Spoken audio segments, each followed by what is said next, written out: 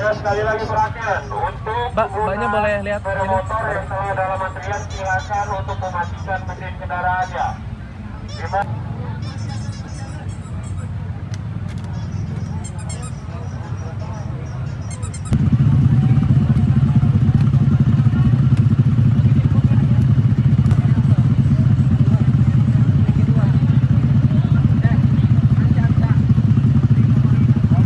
Perhatian untuk seluruh pengguna motor, jika ada tiket Anda yang belum diambil, silakan diserahkan kepada petugas.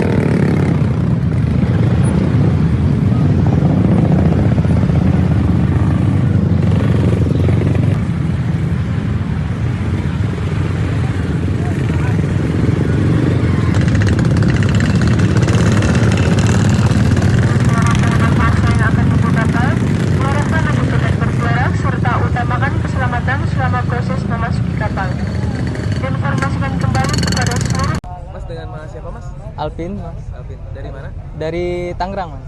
Ini mudik apa gimana, Mas? Mudik ini. Mudik? Iya. Mudiknya dari? Dari Tangerang mau ke Lampung, Mas. Oh, mudiknya ke Lampung? Oh iya, ke Lampung. Ya, tadi selama perjalanan gimana, Mas? Lancar, Mas. Lancar. Masih saya jalannya rame tapi lancar. Jam berapa tadi berangkat dari Tangerang? Sekitar jam 9-an, Mas. Jam 9, jam 10-an. Tadi pas masuk ke sini tiba-tiba ramai gini gimana, Mas, persaingannya? Ya kirain ya di jalan tadi kirain ya kayak masih sepi orang, tapi nyampe sini udah rame, maksudnya udah lumayan lancar, udah lumayan rame orang mudik, Mas. Ini kenapa milih mudik hari ini? Ya berhubung katanya hari ini belum terlalu padat ininya, makanya hari ini ngambil ini. Karena libur juga apa gimana, Mas? Iya libur, Mas. Tiket. Oh, masih ada motor, Mas. Setiap tahun kan naik motor kan. Ini udah tahun berapa? Kalau ini ya, apa namanya, naik motornya?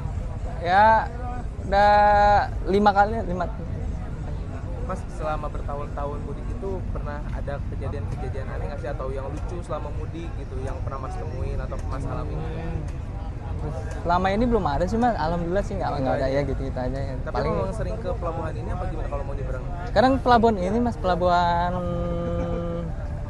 Merak. Tapi sekarang nggak tahu. Udah 2 tahun ini dialihin ke Ciwandan.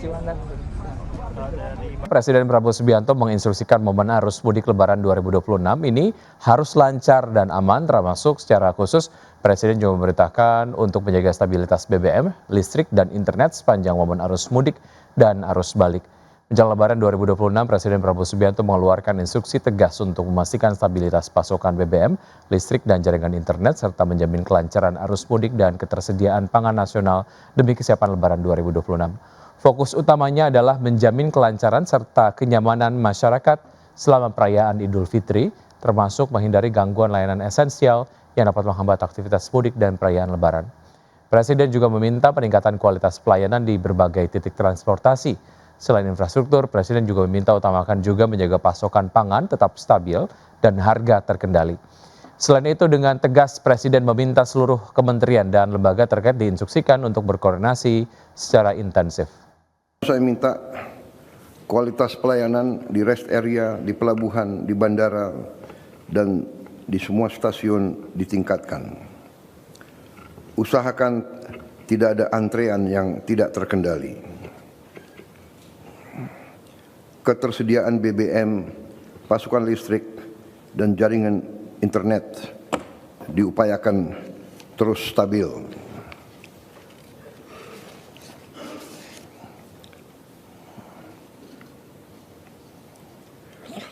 Ini adalah Lebaran kedua pemerintahan kita. Menteri Menko Pangan, Menteri Perdagangan, Menteri Pertanian, pastikan agar pasokan pangan stabil dan aman dan harga-harga bisa kita jaga. Ya, pemirsa, pengeluaran konsumen Amerika Serikat tercatat hampir tidak mengalami kenaikan di bulan Januari lalu menyusul revisi pertumbuhan ekonomi di akhir 2025 lebih lemah dari perkiraan. Data ini memberikan sinyal ekonomi Amerika telah kehilangan momentum bahkan sebelum konflik dengan Iran berlangsung.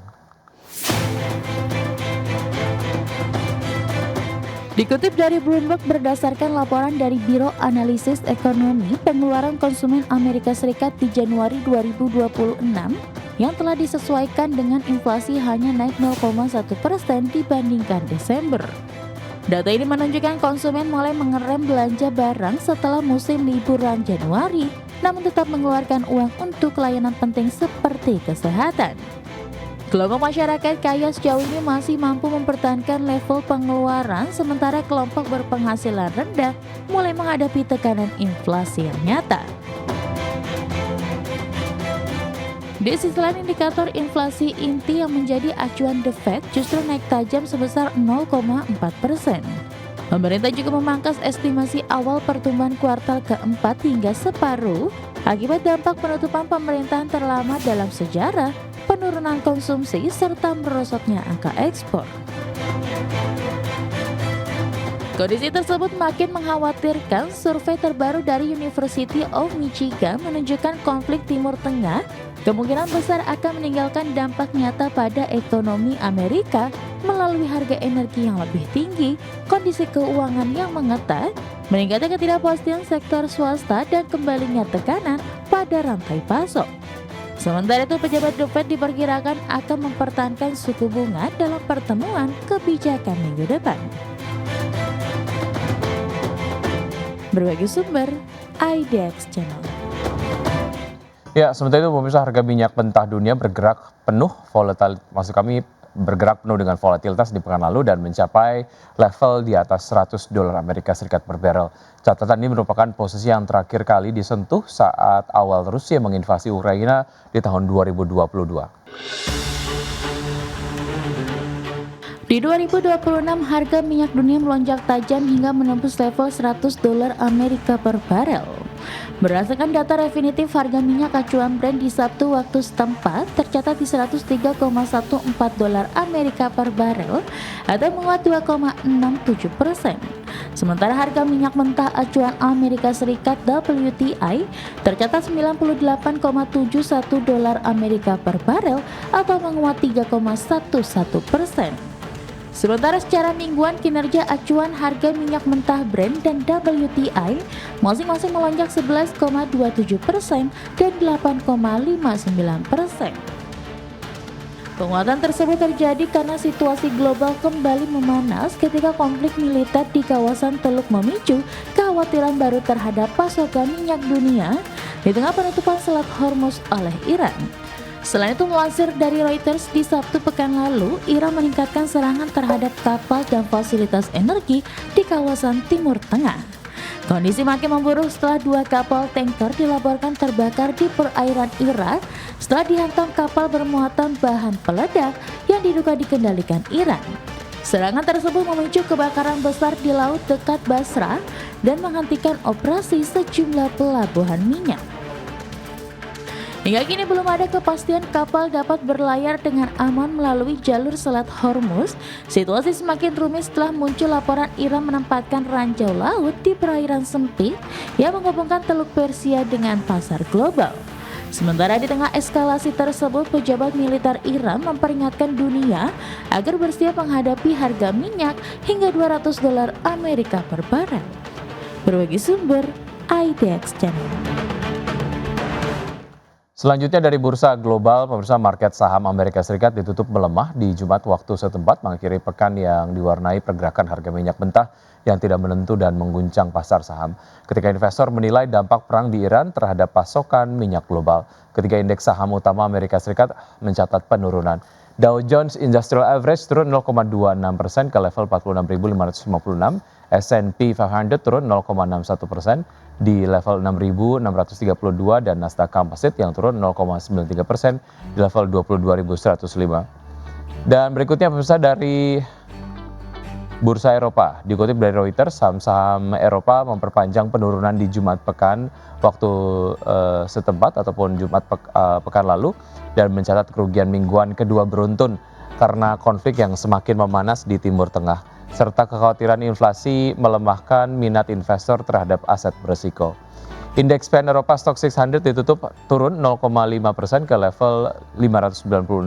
Kemudian bursa regional utama indeks DAX Jerman ditutup turun 0,8% ke posisi 23.400. Sementara FTSE 100 Inggris turun 0,5% di level 10.254 dan CAC Prancis yang turun 0,9% ke posisi 7.912.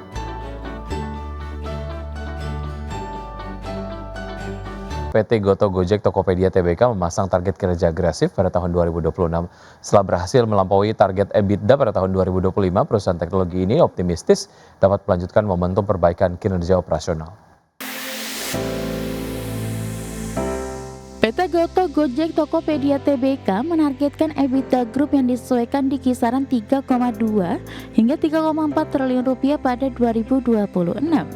Target ini meningkat dibandingkan realisasi 2025 yang mencapai sekitar 2 triliun rupiah, sekaligus melampaui target perusahaan di kisaran 1,8 hingga 1,9 triliun rupiah. Untuk mencapai target tersebut, Goto mengandalkan 2 unit bisnis utama yaitu on-demand service dan financial technology. Pada 2026, EBITDA yang disesuaikan dari unit fintech diproyeksikan berada di kisaran 1,4 hingga 1,5 triliun rupiah, sementara unit on-demand service ditargetkan menyumbang 1,7 hingga 1,8 triliun rupiah. Analis menilai target tersebut memang ambisius namun masih realistis untuk dicapai. Perbaikan margin pada layanan on-demand dan pertumbuhan bisnis fintech dinilai menjadi penopang utama. Selain itu, posisi arus kas Goto juga semakin kuat dengan catatan arus kas bebas disesuaikan positif sekitar 966 miliar rupiah pada 2025 sehingga memberi ruang bagi perusahaan untuk mendukung operasional dan ekspansi ke depan. Berbagai sumber, IDEX Channel.